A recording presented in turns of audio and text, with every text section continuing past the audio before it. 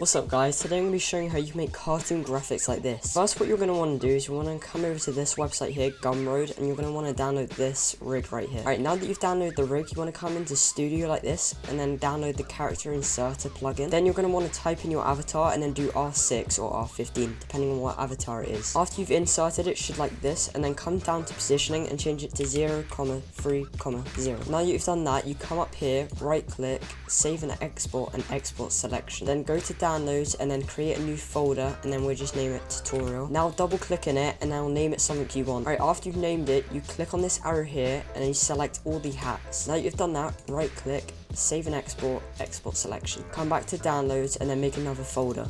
We'll just name it hats for the video. Again, double click inside the folder and then name it hats as well. After you download the rig pack, you're going to want to open this rig right here. When you've opened it, it should be like this. You want to click on this cog here and then go to shading. Then click on any body part and then come up here. Click on this little folder button here and then that. Then click on this and then come to downloads and then find your folder that you saved your character to. We saved it to the top folder, so we're going to come here and then we're going to open it. What this does is put the clothing on the rig. Now we're going to come to folders and we're going to find our hats folder. Now that we've found it, we double click on it and then drag and drop the OBJ file. If you've done it right, it should land on the character just like this. Then you're going to want to click on your hats and then this circle right here. Then go into pose mode. Once you've done that, click on the circle again and then do Control P and then bow. If you've done it right, click on here and then double tap R to turn it like that. Now I'm going to show you how to make the floor. Come back into Studio and then search up something like base plate. This one will work quite well. Come into base and then export select. Name the folder floor. Double click inside the folder and name it floor again. Come back to Studio, open your folder and drag and drop the OBJ just like this. Now it should be in Blender. Put the floor under your rig. As you can see, the texture isn't on the base plate, so I want you to join this developer Discord server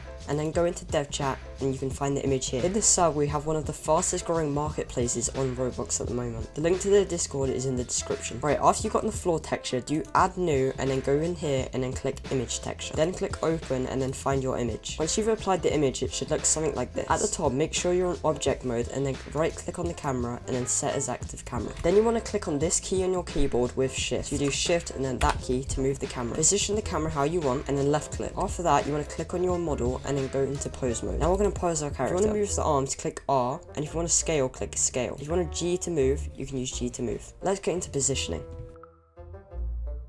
Right, we're done with positioning. Let's move on to lighting. Come over to this website called Polyhaven and then come to HDRIs. Then select outdoors and then pick one of these, which is a good lighting. I recommend this one. And then download it up here. After you've done that, come onto this panel here and then click on image. Then open and then come find your image. We're going to use this one here. Then change strength to 2.5. Come up to rendering here and then change the FPS to 120. Then in sampling, change 1000 to 600. Change 4000 to 600. Then scroll down to film and change this to transparent. Now change out of pose mode and come to object mode. Temporarily delete the base plate. Then click render. It should start to run your image. Let's wait. Now you want to come up to image and then save as. We're going to save our image as arrow. Then come to any photo editor of your choice. I recommend Photoshop, or a free alternative is Photopea. Find your image and then drag and drop. Come back to Blender and then do Control Z until the base plate comes back. Go into your camera, set as active camera, and then move this out frame. Then you're going to want to render. Whilst that's rendering, let's find a prop. We're going to use a ball for this video. Find your ball and then come into workspace and then set the position to 0, 2, 0. Find your ball in workspace, save as, and then export selection. Create a new folder and name it ball. Open your folder and then save as ball. Now come back to Blender. Once it's done, you're going to want to save as and then save as background. After you've done that, come back to your photo editor of choice and then drag and drop. Put the background below your avatar and then move it down a bit. Now we're going to come back to Blender. Now that you're in Blender, click Control Z to bring your character back.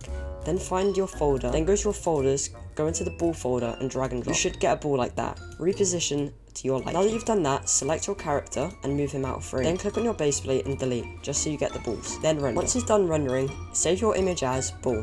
Come into your photo editor of choice and drag and drop. Should look something like this. Now click on your character and then go to filter and then add camera raw filter. In the side here, turn up exposure, turn up contrast, turn up highlights, and then turn up vibrance. Change saturations you are liking. Scroll down until you find curve and give it a little bit of a curve. Then click OK. You'll notice your character looks more vibrant and colourful. Click on your background and then do the same thing. Change exposure and vibrance. Something like that looks quite nice. Now let's do it for the football. This is like magic. It goes from ugly to looking really good in seconds. Now click on your avatar and then come to FX and then add stroke. You should get something like this. Now click on your background and then also add a stroke to it. Change the stroke from 9 to about 5. Come back to Studio, look up, and then screenshot the background here. Then come back to Photoshop or Photopea and then drag and drop the image. Scale it like that and then drag and drop it behind your background. Now come to Filter and then add a camera raw filter. Now edit it to make it look more bright. Then you're going to want to drag this layer underneath the balls. Make sure you have this layer selected. Click and then shift click here.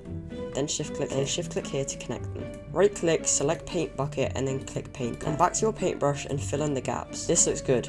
Right click here and then go into blending options. Then do gradient overlay and then change this to rainbow. And this is the final GFX. If you liked it, make sure to subscribe.